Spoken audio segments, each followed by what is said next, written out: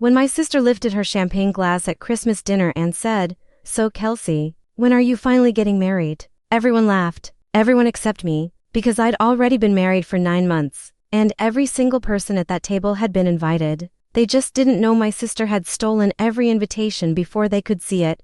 Before I tell you what I uncovered, hit subscribe so you never miss stories like this.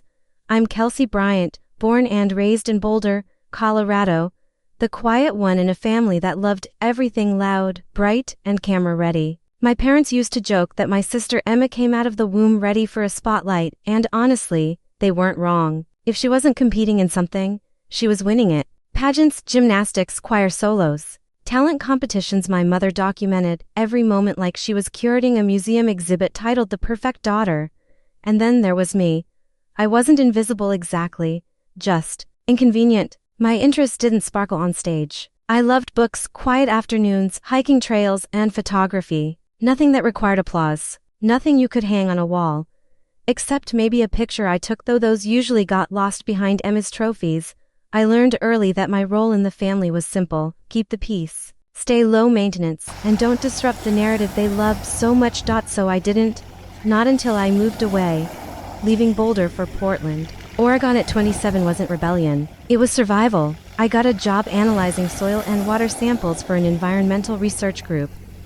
A job my mother dismissed as mud testing every time someone asked. But it mattered to me. It made sense. It was mine. And then I met Miles Carter, a mechanical engineer with patient eyes, a quiet laugh, and the kind of warmth that didn't need to be performed. He noticed things, small things like how I tugged my sleeve when I was anxious or how I inhaled before speaking at family Zoom calls that were always, somehow, about Emma. He was the first person who looked at me fully, not around me, not through me. So when he proposed beside a fog-covered lake one early spring morning, my yes came out before the question was fully formed. We didn't want a flashy wedding. Neither of us were wired that way. Instead, we planned a simple ceremony at a small heritage chapel in the Columbia Gorge, 20 guests, all people who actually knew and loved us, including my family. I designed the invitations myself, printed them on thick textured paper, addressed them in my neat block handwriting, and sent them certified mail with signature required because my family had a habit of misplacing things that weren't for Emma. I tracked every delivery. Every single one showed received. And yet, silence. Weeks passed. Then the wedding passed. And still nothing. No call, no text, no congratulations, not even a confused "why weren't we invited?" At first, I tried to be rational. Maybe they were busy. Maybe someone forgot to respond and then everyone else followed. Maybe. But late at night, in the quiet of our apartment, another thought took root. A darker one. Someone didn't want my family to see those invitations. I just didn't know how right I was. I didn't mention the silence to Miles at first. I kept telling myself it was nothing. My family was quirky, forgetful, wrapped up in Emma's whirlwind of accomplishments as usual. But deep down, a familiar ache gnawed at me, the same ache I'd felt as a kid when my soccer trophy went missing for a week, only to turn up behind Emma's display shelf by accident. Or when my college acceptance letter was opened before I even got home. Or when my mother forgot my birthday and said, "Sweetheart, you know how hectic Emma's competition month is?" Back then I swallowed it. I always swallowed it, but this time was different. This was my wedding. One night, a month after the ceremony, I found myself staring at my phone, thumb hovering over my mother's contact. I dialed, it rang twice and went straight to voicemail. The next evening, I tried my dad. He answered, sounded distracted, promised to call soon. He didn't. After that, something small but sharp sliced through me. A truth I had pushed aside too many times. No one forgets an entire daughter's wedding. Not unless they want to. Miles noticed before I said anything. I was drying dishes, staring so hard at the wet ceramic that I didn't hear him approach. "Kels," he said gently, "you've been quiet for days." I blinked, forcing a smile. But he didn't buy it. Miles was terrifyingly good at reading me. "Did your family ever say anything about the invitations?" I swallowed. "Not even a text." He set the towel down. "Do you think they didn't get them?" "That's impossible," I said too quickly. "I tracked the shipments. Signature required, delivered, then." He hesitated. "Then someone had to sign for them." My stomach tightened. That detail, the signatures, had been lodged in the back of my mind, throbbing like a bruise. Miles reached out, squeezing my hand. "Let's look." I stared at him. "Look at what?" "The delivery confirmations," he said softly. "If something's wrong, we'll see it." I don't know why I resisted. Maybe part of me wasn't ready to see the truth spelled out in pixels. Maybe part of me still believed my family would never cross that line, but they already had, hadn't they? I opened my laptop, fingers trembling, and pulled up the confirmation emails I'd saved. For separate envelopes sent at the same time, one for Mom, one for Dad, and two for my siblings, Emma and my younger brother, Carson. Every single one showed delivered. Every single one showed signature received. Miles leaned closer. Can you view the actual signature? I clicked the first link, my mother's envelope, and there it was, a signature but not hers. I zoomed in, my pulse flickering in my ears. The curling, confident handwriting was unmistakable. The loop on the E, the dramatic slash at the end. Miles whispered, "That's Emma's." I felt something inside me crumble and harden at the same time. A bizarre, painful combination of devastation and recognition. Of course it was Emma. Who else in my family touched every piece of mail? Who else micromanaged details that weren't hers to control? Who else had a habit of accidentally reading anything addressed to me? I clicked the next link. Same signature. And the next. Her again for envelopes. For signatures. All Emma. I sat back slowly, my throat tightening. Kels? Miles whispered. I knew it, I said, voice trembling. I've always known it. He shook his head in disbelief. Why would she do something like this? Why hide your invitations? My lips parted but no sound came out. Because I already knew the answer. Emma's engagement photos had gone viral after some lifestyle blogger reposted them. Her wedding was scheduled for fall. A massive event with sponsorships, a designer dress partnership, and a guest list that sounded like a red carpet premiere. My wedding, simple and quiet, had come first. Emma had never shared the spotlight in her life. Not once. Now that I was finally stepping into the light, she extinguished it in the way she knew best, quietly, strategically, cruelly, not openly enough to get caught, not loudly enough to look like a villain, just enough to erase me and my family, conditioned for years to orbit around her. Hadn't even noticed. I closed the laptop, breath shaking as reality settled like cold air around my ribs. She didn't just hide the invitations, I whispered. She hid the entire wedding. Miles wrapped an arm around me, but I barely felt it. All I could think was, what else had Emma erased? And what would happen when I finally stopped staying quiet? For weeks after discovering the forged signatures, everything around me felt slightly tilted, like the world was still moving, but I wasn't moving with it. I'd wake up beside Miles, sunlight pouring across our sheets, and for a brief second I'd forget. But then it would hit me again. My family didn't miss my wedding. They never saw it because Emma didn't let them. Every memory I had of being overshadowed, silenced, or pushed aside suddenly sharpened into focus. It was like watching old home videos but finally noticing the part where someone stepped in front of the camera. Every time I tried to speak, Miles kept checking on me, his concern written across his face in those soft, searching glances. "You don't have to face them alone," he said one night, rubbing my back gently. "But you do deserve answers." "I know," I whispered, though part of me wasn't sure I did. "I just needed to breathe." He nodded. "Maybe it's time to talk to Carson." He was right. If anyone in my family was willing to see me, really see me, it was my younger brother. Carson and I weren't especially close growing up, mostly because Emma dominated every inch of emotional real estate in our home. But he was the only one who ever asked how I was doing without making it about Emma. So I called him. "Kels?" He answered immediately. "Everything okay? You sound off." I swallowed. "Have you talked to Mom or Dad lately?" He snorted. "Mom's knee-deep in Emma's wedding planning drama. Dad's pretending not to care but absolutely cares." A pause. "Why did you ever get an invitation to my wedding?" The silence that followed was heavy and raw, and it told me more than words could. "Kelsey," he said slowly, "no one said anything about you sending invitations." I closed my eyes. "I sent them. Certified mail. Someone signed for them." Carson drew a sharp breath. "Who? You already know." Another long silence. Then, softly, "Emma." I felt something stutter inside me, a small piece finally clicking into place. Carson had known. Not the details, but the pattern. "Kels," he began, voice uneven. "About a year ago, I saw Emma going through the mail. Like really going through it. She had your name on a couple of envelopes and shoved them into her room when she heard me coming." My heart twisted. "Why didn't you say anything?" "I should have," he admitted. "I just didn't want another explosion. You know how Mom gets when someone accuses Emma." "Yeah, I knew," he exhaled shakily. "Kelsey, if Emma took your invitations, Mom and Dad have no idea your wedding even happened, so they didn't ignore me." I murmured. "They were never given the chance to show up." Exactly. It hurt. God, it hurt to hear that. Because part of me had believed, deep down, that they just didn't care. Carson hesitated. "Listen, I'm not defending them. They've always chosen Emma first. But this is different, and they need to know when." I asked. He answered without hesitation. Christmas dinner. Everyone will be there. I'll make sure of it. My stomach tightened. You want me to confront them? All of them? Not want, he said. I think you deserve to. Miles wrapped an arm around my waist, overhearing just enough to know where the conversation was headed.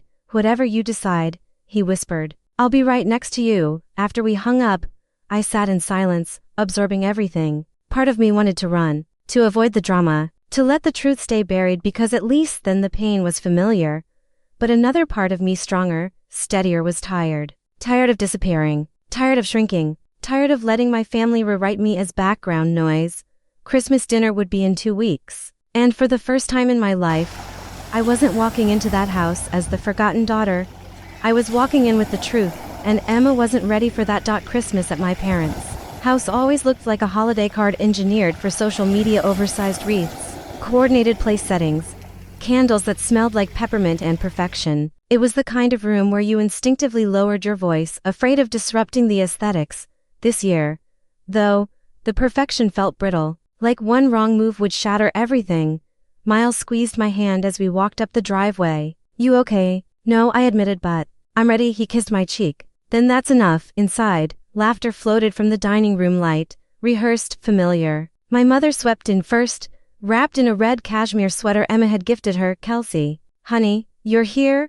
She said, hugging me like someone who hugs for the camera, not for connection. My father followed, smelling faintly of bourbon. Good to see you, kiddo. He clapped Miles on the shoulder, already drifting back toward the seating chart Emma had obviously arranged, and then she appeared. Emma Bryant, the self-appointed star of every family gathering, wearing a sequined green dress that sparkled under the chandelier. Her hair was curled perfectly, her lipstick immaculate, her expression already calculating. Kels, she said coolly. You made it. Miles's posture changed, almost imperceptibly protective, alert. Minded too. Where's Carson? I asked. She lifted a manicured brow. Running late probably. He's been really stressed lately. He should try journaling. She shrugged, dismissing her own brother like an afterthought. We took our seats, the table buzzing with chatter, mostly about Emma's upcoming wedding, which had apparently grown from intimate and classy to literally sponsored. Her dress designer is flying in from New York, Mom bragged. And the florist is the same one who did a senator's daughter's wedding, added Dad, and we might get a feature in a bridal showcase, Emma said modestly, though the sparkle in her eyes betrayed her.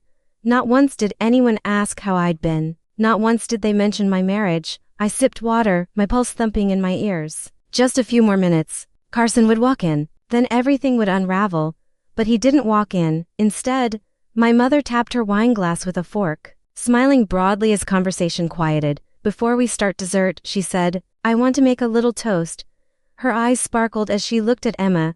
To my beautiful daughter, your engagement party was breathtaking. Your wedding is going to be everything you dreamed. We're so proud of you. Emma blushed dramatically. Mom. And Kelsey, Mom added lightly, turning toward me. Maybe next year, we'll be celebrating your special day too. She laughed. The room laughed. Miles froze. My chest tightened hard. My vision tuned. I forced a breath. My special day already happened. The laughter died mid-air. Emma looked up sharply, too quickly. Mom blinked. Dad frowned. What do you mean? My mother asked. I set my napkin down slowly. I got married 9 months ago. Silence detonated around us. Dad leaned forward. Kelsey, we never got any invitation. I know. I interrupted softly. You never saw them. My mother's face twisted in confusion. But if you had sent invitations, we would have. I did send them. I reached into my bag, heart pounding. And someone signed for all 4. Emma's hand jerked so subtle no one else noticed. But I did. I placed my phone on the table, screen glowing like a spotlight. Miles straightened beside me, for signatures filled the screen. All the same, all written with that familiar dramatic flair. Emma's flair. My mother gasped. Dad's jaw worked in disbelief. Emma stayed perfectly still. Delivered to this address, I said quietly. Signed for by Emma. Every single one. The room fell into a silence so heavy it felt like gravity itself had increased. Dad turned slowly toward Emma. Is this true? Emma's lips parted just barely. For the first time in my life, she looked cornered. And beneath the panic in her eyes, something else flickered, something raw and ugly. Not guilt, not remorse. Fear. Miles reached for my hand under the table, grounding me as the perfect picture my family had clung to for decades finally began to crack. Emma's silence stretched across the table like a wire pulled too tight. One wrong move and the whole thing would snap. My mother stared at her daughter, the golden one, the chosen one, as if waiting for her to cast a spell that made everything make sense again. Dad spoke first. Emma, answer your sister. Her throat bobbed. I don't remember signing anything. I didn't react, not yet. I just let the weight of her words hang there. Thin and flimsy, Miles leaned in, voice calm but firm. The tracking information shows the exact timestamp. It matches deliveries to this house. Same signature. For times, Emma's nostrils flared. It was the first real crack in her porcelain composure. Mom stammered, "Sweetheart, you couldn't have, Mom," Carson said suddenly from the doorway. Everyone turned. He stood there, breathless, hair damp with melted snow, eyes blazing. Carson stepped inside, shutting the door behind him. Don't defend her. Not this time." Emma's gaze snapped toward him. "Wow, you've been here 5 seconds and you're already..." "Kels called me," he said. "And before any of you accuse her of exaggerating, she's not. Emma's been intercepting her mail for years," Mom gasped. "Carson, but he wasn't done. I saw you do it," he hissed at Emma. "Last year. And probably the year before that." Emma's face drained of color. "You're lying." "No," he said. "You are." My father rubbed a hand down his face. "Emma, please tell me you didn't hide your sister's wedding invitations." She slammed her fist onto the table, silverware clattering. "Why does everyone assume I did something awful?" she shouted. "Because the signatures are yours," I said quietly. She whipped toward me. "You don't get it. You never get it." I held her stare. "Then explain." And she did. Not calmly, not rationally, but in a frantic spill of words she'd been holding back for years. "You don't understand what it's like," she snapped. "To know you're the one expected to shine, to make Mom proud, to keep this family looking perfect while you just wander off and do whatever you want." "My wedding wasn't whatever I wanted," I whispered. "It was the happiest day of my life." She shook, tears gathering but not falling. "If everyone had gone to your wedding, they would have forgotten mine." A hit. A clean, brutal hit. Mom covered her mouth. Dad went pale. Carson swore under his breath. I stayed still. "Is that why?" I asked softly. "Because you didn't want to share the attention for once?" Emma's voice cracked. "If your wedding happened first, it would have ruined the momentum for mine. Sponsors want consistency. They want focus. Everything was already lined up. And I couldn't afford me?" I cut in. "Couldn't afford my happiness." Her jaw trembled. "You don't know what it takes to be what?" I snapped. "The daughter they chose?" Mom gasped. "Kelsey." But I kept going. Years of silence finally bursting free. "You spent your whole life taking things that belonged to me," I said. "My birthday parties, my achievements, my space, my voice. I let it go because I thought it didn't matter. But this, my wedding?" I shook my head. "This was different. You stole something you had no right to touch." Emma stared at me like I had struck her. But it wasn't pain in her eyes, it was the horror of losing control. Dad finally spoke, voice low and trembling. "Emma, we raised you better than this." Her lip curled. "Did you?" Mom's entire personality is managing my life like a PR campaign. Shock ricocheted across the table. Mom's voice broke. "Emma, how could you? You trained me to be this way." Emma shouted. "Everything in this house was about making me perfect. Kelsey didn't need anything because she wasn't the face of this family." I felt Miles stiffen beside me. "And that's the problem," I said quietly. "You think I didn't need anything. You think I didn't deserve anything." Emma choked on a sob. "Anger, not grief. You already have everything without even trying, Miles. Your job, your peace, your ability to be small without being insignificant." Her words sliced clean through the air. "What does that mean?" I whispered. "It means," Emma said, voice trembling, "that you don't have to try to be loved. People just love you without effort, without perfection." And she broke. "I've never had that." The room fell still. For a split second, I saw not the polished, impossible version of Emma but a terrified girl who had never learned how to human without applause. But pity couldn't erase what she'd done. "It doesn't matter why," I said, standing slowly. "It matters that you did it." Emma's tears finally fell. "Kelsey, please." I shook my head. "No, not anymore." My voice didn't rise. It didn't crack. It didn't break. It was steady, finally steady. "I'm done letting you erase my life." For a long moment, no one at the table moved. The room felt hollowed out, like someone had scooped out the years of denial and left only the truth behind. The glittering decorations, the curated dishes, the matching napkin rings, all of it suddenly looked cheap, fragile, pretend. Emma sat trembling in her chair, her mascara smudging into the perfect corners of her eyes. Mom stared at the tablecloth, hands shaking. Dad looked 20 years older. But I had never felt clearer. I took a slow breath. I didn't come here today to punish anyone. I came because I deserved to say what happened out loud to all of you. My mother whispered, Kelsey, we had no idea, and that's the point. I said gently, you never had any idea about anything, not because I didn't speak, but because you never tuned in unless Emma was talking. Mom flinched. Dad spoke next, voice thin, we failed you. I didn't nod. I didn't soothe him. I wasn't here to protect their feelings anymore. Carson shifted uncomfortably. Kels, for what it's worth, I'm sorry too. I should have said something when I noticed. I didn't, and that's on me. He meant it. I felt that. And something inside me softened just a little. But Emma, she looked up with wide, desperate eyes. Kelsey, I'm sorry. I am, she whispered. I didn't think it through. Everything was happening so fast and my wedding was such a big deal and it was never about the wedding. I said quietly, you've been doing this my whole life. Her lips parted. I can fix it. I'll tell Mom and Dad everything. I'll resend announcements. We can do a second celebration. No, I said, and the word landed like a soft door closing. She blinked. No, Emma, this isn't something you fix with a party. This is something you fix with accountability, with change, and I don't think you're ready for that yet. Her face crumpled. I am. She insisted. I'll try. That's the thing, I said. I'm not asking you to try. I'm letting go. Dad stood abruptly. Kelsey, don't leave. We can talk. We can work through this. For a moment, guilt fluttered in my chest, the guilt every forgotten child learns to carry. The guilt of taking up space. But Miles slipped his hand into mine. And just like that, the guilt dissolved. We have talked, I said softly. For the first time, and for the last time under these terms. I pushed my chair back. The scrape echoed through the perfect dining room. Mom choked out, Kelsey, please, you're still family. I met her eyes. Family shows up. Family listens. Family sees you. I reached for my coat. You didn't miss my wedding, I said gently. You just didn't look for it. Emma sobbed quietly. Dad looked like he wanted to stop me, but they didn't move. They never moved for me, not really. So I walked. The cold air hit my face as I stepped outside. But it didn't sting. It felt cleansing, sharp and honest. Miles followed close behind, wrapping an arm around my shoulders as we walked to the car. You were incredible, he whispered.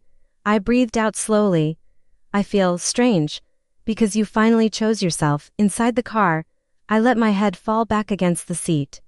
The house behind me glowed with warm lights, but it wasn't warmth I wanted anymore. It was truth, and I'd finally claimed it. When we got home, my phone buzzed, a text from Carson. I'm proud of you. Really proud. I'm here if you ever need me. Then a long email from Emma apologizing. Rambling, saying she'd started therapy. Saying she didn't expect forgiveness. I read it. I didn't reply, and the silence that followed didn't feel like loss. It felt like ownership of my life, my choices, my story. Later that night, Miles made hot cocoa and pulled me onto the couch, brushing hair from my face. You okay? He asked softly. I curled into him, feeling something I hadn't felt in decades, peace. I'm more than okay, I whispered for the first time. I feel seen. He kissed my forehead. Welcome home, Kels, and it hit me. Home wasn't Boulder. Home wasn't the family I was born into. Home was wherever I wasn't erased. Home was where someone chose me and stayed. If you're watching this and any piece of it felt familiar, you're not alone. Tell me where you're watching from, and don't forget to hit like, share, and subscribe for more stories.